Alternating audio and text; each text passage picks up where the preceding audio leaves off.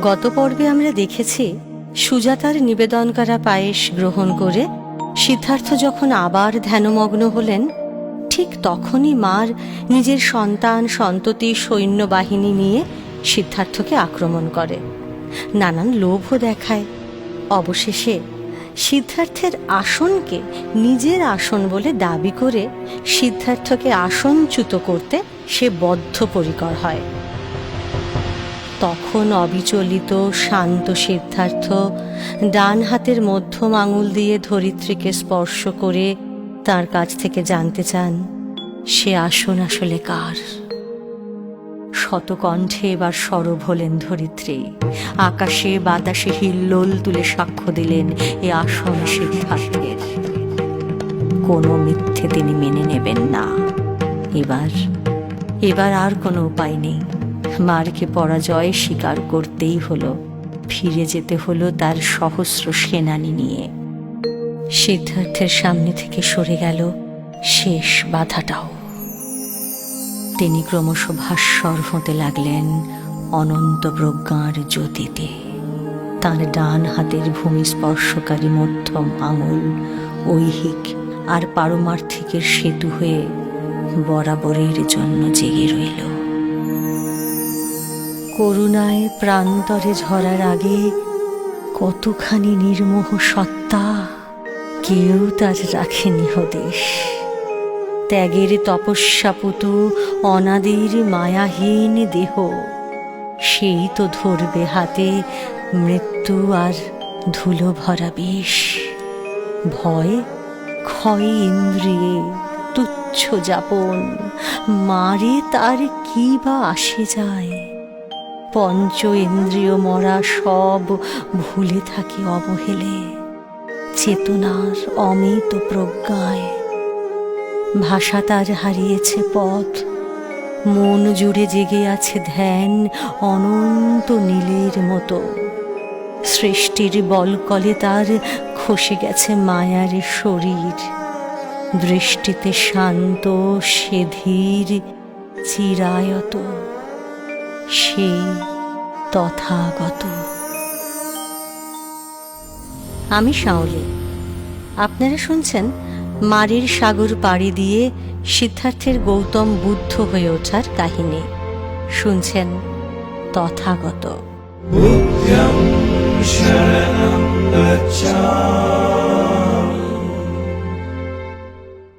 মারির অবশেষে বিনাশ ঘটল। সিদ্ধার্থকে তাঁর সিদ্ধিলাভের ক্ষেত্রে পথভ্রষ্ট করার মতো আর কোনো অপশক্তি অবশিষ্টই রইল না। একটানা 49 দিনের গভীর ধ্যানের পরে তরুণ তপস্বী শাক্যকুমার সিদ্ধার্থ পৌঁছলেন তার কাঙ্ক্ষিত মার্গে। তাকে ঘিরে তখন সহস্র সূর্যের দ্যুতি, তেজিয়ান কিন্তু স্নিগ্ধ, উদ্ভাসিত কিন্তু শান্ত। সমস্ত পরা অপরা ভূমি অতিক্রম করতে করতে কোথায় পৌঁছলেন তিনি? পৌঁছলেন দৃষ্টিগ্রাহ্য অস্তিত্বের সাক্ষ্য প্রমাণ সত্ত্বেও এক পরম অনস্তিত্বের বোধে। সেইখানে তার স্থিতিলাভ ঘটল। আমি সুখ নই, আমি দুঃখ নই, আমি জন্ম নই, আমি মৃত্যু নই, আমি জরা নই, আমি যন্ত্রণা নই, এমনকি আমি নামও নই। আমার সমস্ত প্রাক অস্তিত্ব এখন অন্ধকারের ঘুমে, এ আমার এক আলোকিত জেগে ওঠা। সমস্ত চেনা অস্তিত্বের মূলে আঘাত করে এক সার্থক অনস্তিত্বে পাড়ি জমালেন তিনি। না, সিদ্ধার্থ নন, এ যে পঞ্চভূতের চেনা দেহটুকু মাত্র সম্বল করে যে অচেনা চৈতন্য জেগে উঠলেন, তিনি বুদ্ধ। নির্বাণে আসীন এক চিরায়ত সত্তা। হ্যাঁ ঠিক, শুধুমাত্র শারীরিক পরিচয় নেই আর তার। তিনি পরিপূর্ণভাবে শুধুমাত্র একটি সত্তায় রূপান্তরিত। রূপান্তর অর্থাৎ নির্বাণ।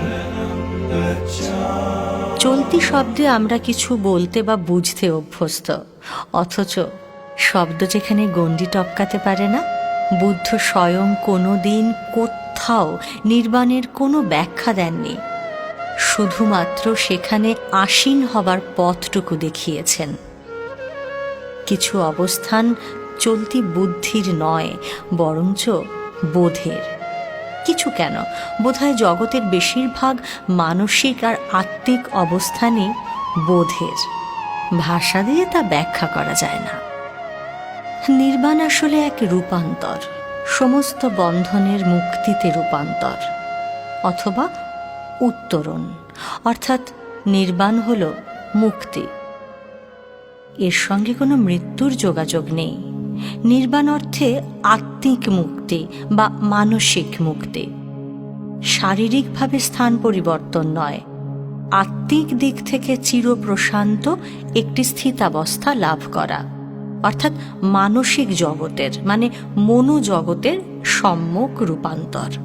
সেই পথেই তো রূপান্তরিত হয়েছিলেন শাক্যমুনি। বুদ্ধি, বোধ, জ্ঞান অতিক্রম করে প্রকাশ পেয়েছিল পরম প্রজ্ঞানের আলো। বুদ্ধ আসলে কোনো পৃথক উপস্থিতি নয়, প্রজ্ঞানী বুদ্ধ, চৈতন্যের ঘনীভূত মূর্তি। নির্বাণ লাভ করে রাজকুমার সিদ্ধার্থ বুদ্ধ হলেন। বুদ্ধ এবং তাঁর আদর্শ নিয়ে তৈরি প্রাচীন মহান্যায় শাস্ত্র বুদ্ধত্ব বা নির্বাণের এক স্বরূপ তুলে ধরতে চেষ্টা করেছে। সেই স্বরূপের একটি দিক হল শূন্যতা। সারা বিশ্বে এই শূন্যতা নিয়ে রীতিমতো বৈজ্ঞানিক পরীক্ষা নিরীক্ষাও শুরু হয়ে গেছে। মহান্যায় দিয়ে শুরু করলে বলতে হয়, শূন্যতা হল সম্পূর্ণ এক নিস্তরঙ্গ অবস্থা, যেখানে বাহ্যিক কোনো কিছু নেই, এমনকি মনও নেই। মন কাকে বলে? বিজ্ঞান বলছে মন অজস্র চিন্তার সমষ্টি। সারা জীবনে মানুষ যা যা চিন্তা করে তা একযোগে মন। সিদ্ধার্থ যদি বুদ্ধত্ব লাভ না করতেন, তাহলে এই মনের বিনাশ এত স্পষ্ট হতো না কোনোদিন। মন না থাকা ব্যাপারটা কিভাবে সম্ভব? বুদ্ধত্ববাদের সবচেয়ে সফল আধুনিক ব্যাখ্যাকার তৈয়ং শিয়ং শিউল বলছেন, মানুষের সমস্ত ভ্রান্তি যদি ময়লা হয়, মন তবে আয়না। আয়না থেকে ধুলো সাফ করলেই যেমন সেখান থেকে বিচ্ছুরিত হয় ঝকঝকে সূর্যালোক, তেমনি এই অবস্থা থেকেও প্রতিভাত হয় শাশ্বত সত্য। এটা কখনোই শূন্য নয়। সমস্ত মায়া থেকে মুক্তি লাভের পরে যে চূড়ান্ত বোধ জেগে থাকে, সেই অবস্থা। মায়া থেকে আসে ভয়, একমাত্র এই অবস্থাতেই কোনো ভয় থাকে না। তাই এ মুক্তি, এ নির্বাণ। অনাদিকাল থেকে এই অবস্থাকেই উল্লেখ করা হয়েছে চৈতন্য নামে। আধুনিক পাশ্চাত্য বিজ্ঞান বলছে হায়ার বা সুপার কনসাসনেস। একমাত্র এই অবস্থায় পৌঁছলেই সমস্ত সৃষ্টির সঙ্গে একাত্মবোধ সম্ভব। এই অবস্থায় তাহলে কি থাকে? এই বিষয় নিয়ে বলতে গেলে বলতে হয়, পৃথিবী বিখ্যাত বিজ্ঞানী ডক্টর মণি ভৌমিক বলছেন, আনন্দ, নিরবচ্ছিন্ন আনন্দ। এমন এক ব্রেনের ব্রেন ম্যাপিং করলেই বোঝা যাবে সে ব্রেনের কোনো তরঙ্গ নেই, তা কতখানি স্থির। আসলে এই অবস্থাটা একটা ধবধবে সাদা ক্যানভাসের মতো, এতটুকু দাগ নেই কোথাও। এই হায়ার কনসাসনেস বা বুদ্ধত্ব বা চৈতন্যকে আধুনিক বিজ্ঞানীরা কিন্তু আইনস্টাইনের কোয়ান্টাম বিদ্যার অন্যতম ভিত্তি বলে মনে করছেন। কোয়ান্টামের মূল কথা হল ভাইব্রেশন বা স্পন্দন বা শক্তি। ডক্টর ভৌমিক সহজ করে বলছেন, জগতে জড় বলে কিচ্ছু নেই।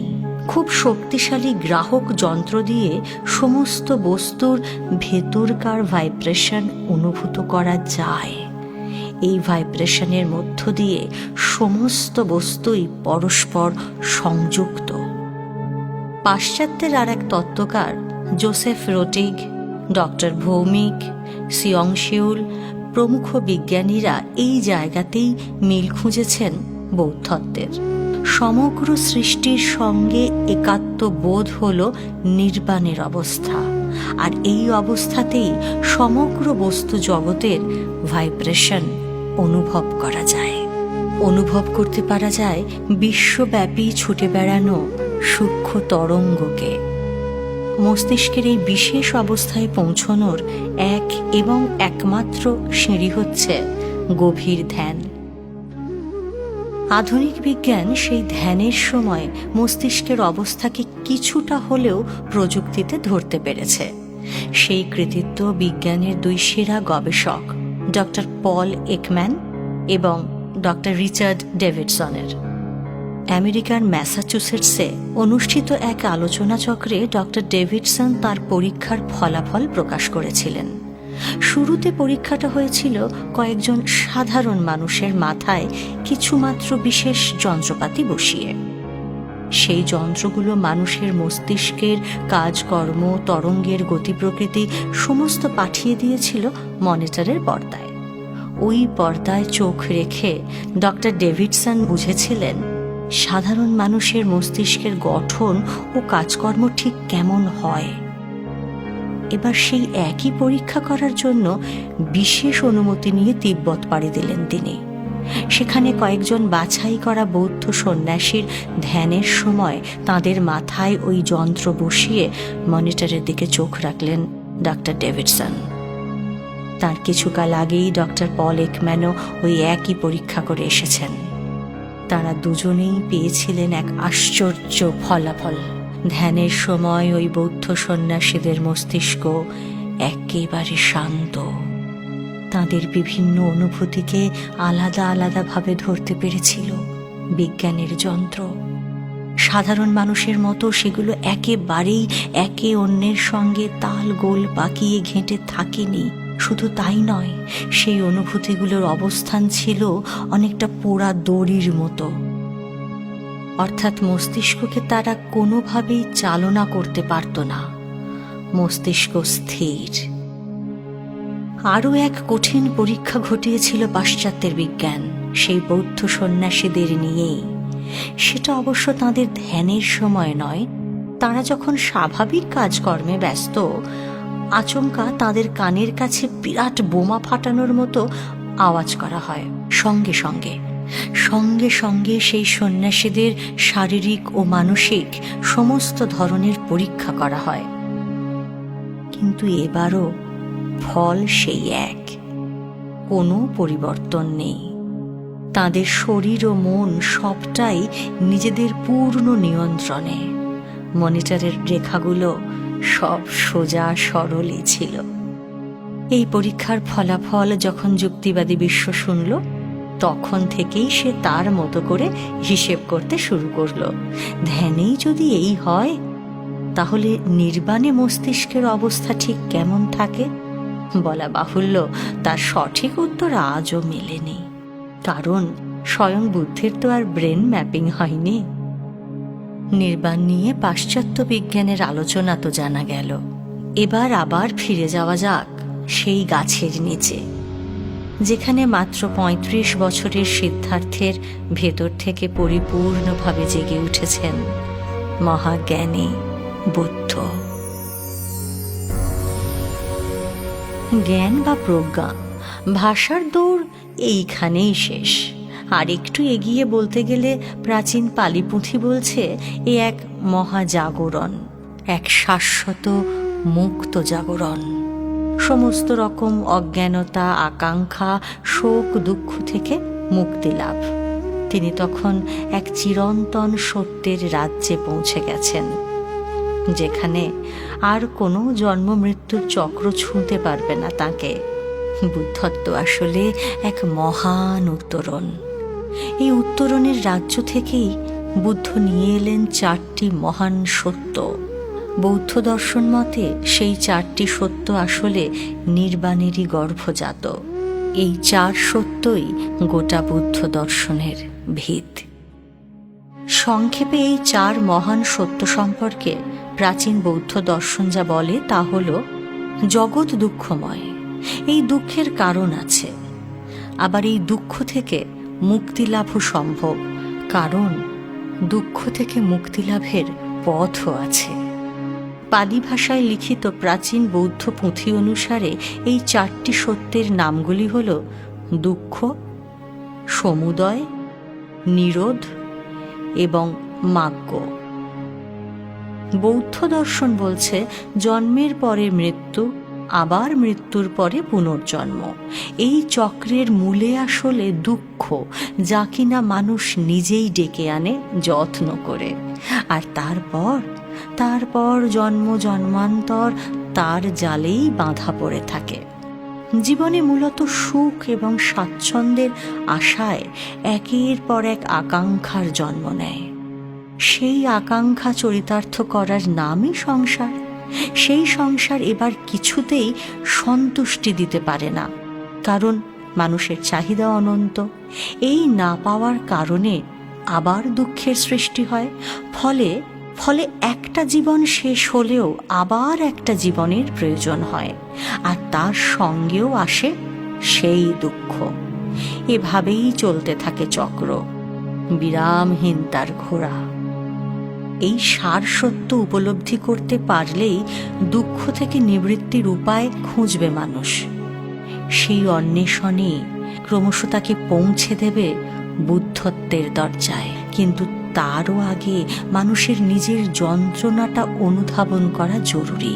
সেই সঙ্গে এই বিশ্বাস রাখাটাও জরুরি যে দুঃখ থেকে মুক্তি লাভের উপায় আছে, নইলে অন্বেষণ শুরুই হবে না। সে কাজ তো আর নিজে নিজে হয় না, তার জন্য এক পথপ্রদর্শকেরও দরকার। তাই তো তথাগত, যিনি তথায় অর্থাৎ পরম সত্যে পৌঁছেছেন, যিনি নিজে নির্বাণ ছুঁয়ে এবার সহস্র হৃদয়কে সেই প্রদীপের আলো দেখাবেন সেই 4 সত্যকে অনুধাবন করার 8টি সেরা পথ। বৌদ্ধ দর্শনে যাকে বলা হয়েছে অষ্টাঙ্গিক মার্গ। বৌদ্ধ দর্শনের বিভিন্ন সূত্র বলে তথাগত নতুন কিছু দেখান না, কারণ তথাগত পরম সত্যে পৌঁছেছেন। আর পরম সত্য হল যা যেখানে যেভাবে আছে তাকে ঠিক সেইভাবেই দেখানো। তথাগত দেখিয়ে দেন সেই সত্যের অন্তর্নিহিত রূপটি, অর্থাৎ কোথাও কোনো পর্দা পড়ে থাকলে সেই পর্দাটুকু সরিয়ে দেন মাত্র। বোধিলাভের পরে বুদ্ধের পক্ষে নিজেকে আর আমি বা আমার বলে উল্লেখ করা সম্ভব ছিল না। তার ক্ষুদ্র আমির অহং তখন তো বিরাটের সঙ্গে মিশে একাকার। প্রাচীন পুঁথি বলে সেই সময় থেকেই তিনি নিজেকে তথাগত নামে উল্লেখ করতেন।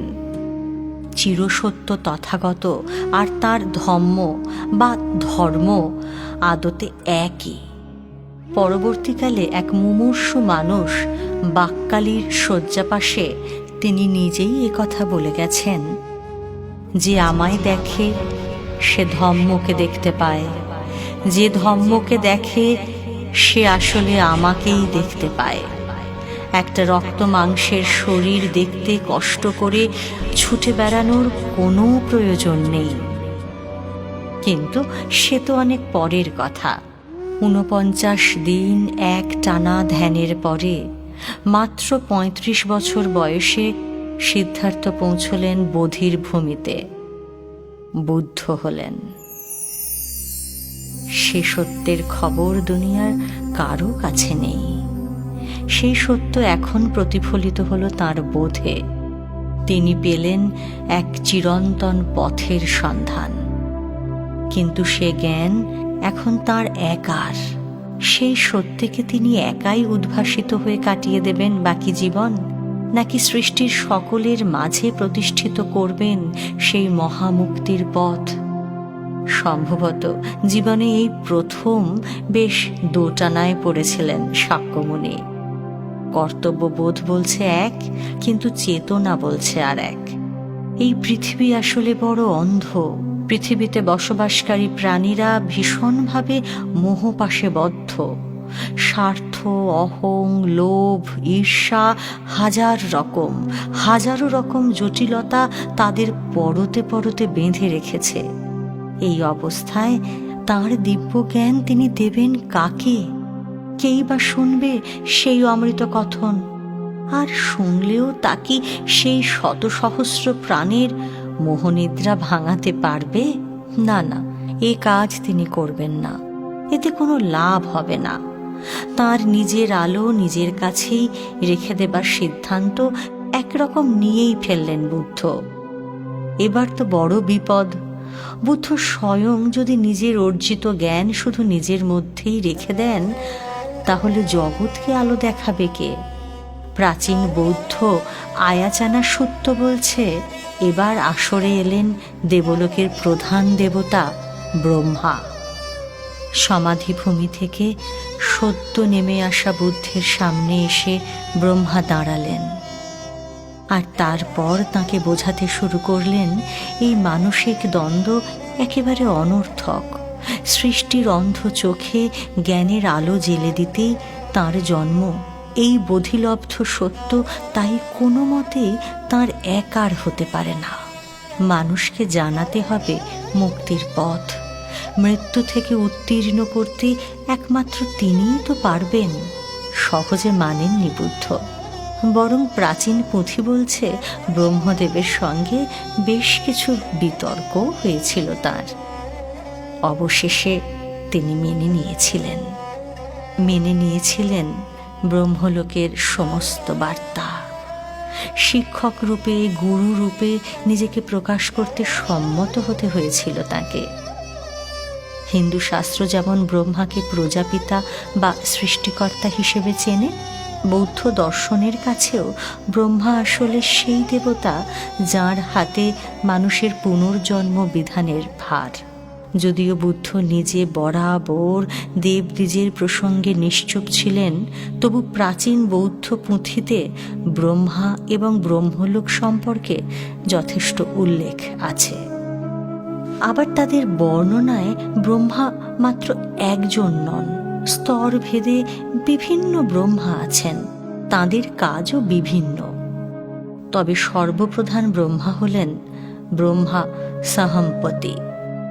নির্বাণ প্রাপ্ত মহামুনিকে লোকগুরু হিসেবে প্রতিষ্ঠিত করতেই তিনি এসেছিলেন সেই বোধিবৃক্ষের নিচে।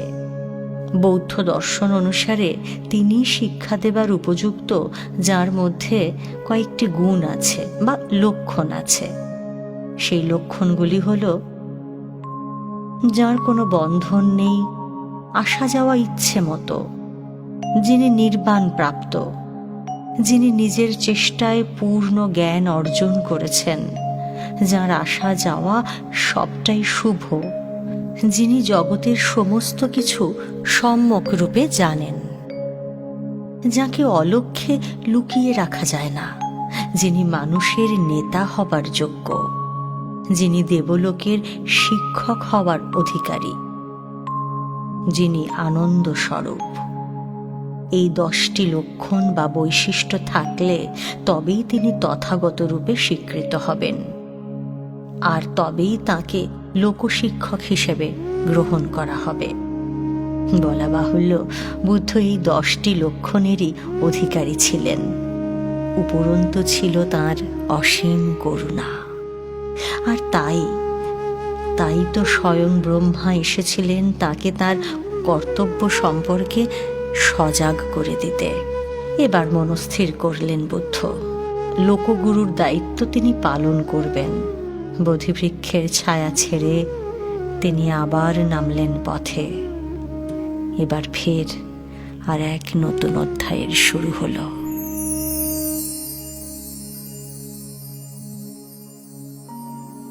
চিরনবীনের ধ্যান থেকে বয়ে আনা অনন্ত জ্যোতির কণা সাজালে অপার করুণায়, সঁপে দিলে সৃষ্টির তৃষ্ণা মুঠেতে। আহা, বড় মায়ার সে দান। আঁধারের মোহ নয় শুধু খাওয়া সূর্য দহন, সত্য, চিরসত্য এ যে। তবু স্পর্শ মাত্র ঝরে মায়া। এ তো তুমি প্রভু, এইটুকু তোমার নিজের। তুমি তো জানো তথাগত, দিক ভুলে দিশেহারা আগামী কি চায়। ছুঁয়ে যাকে এলে ফিরে, ভরালে তা শত গুণে আপন বিভায়।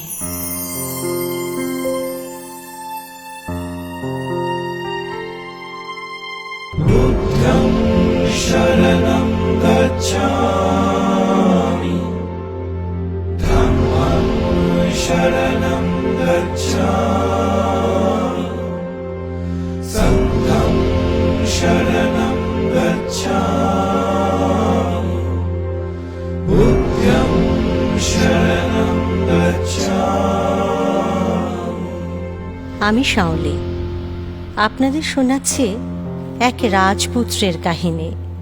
জরা, যন্ত্রণা, মৃত্যু, সন্ন্যাস, এই 4 দৃশ্যের যোগসূত্র মেলাতে যিনি ঘর ছেড়ে পথে নেমেছিলেন, আর তারপর মাত্র 49 দিন নিবিড় তপস্যার পথে নিজের অবিচল ধীশক্তির দ্বারা একের পর এক স্তর পেরিয়ে পৌঁছেছিলেন এক সর্বশূন্যতার বোধে, নির্বাণে। গবেষণা ও রচনা করেছেন মহুয়া ব্যানার্জি, আবহে সত্যজিৎ সেন।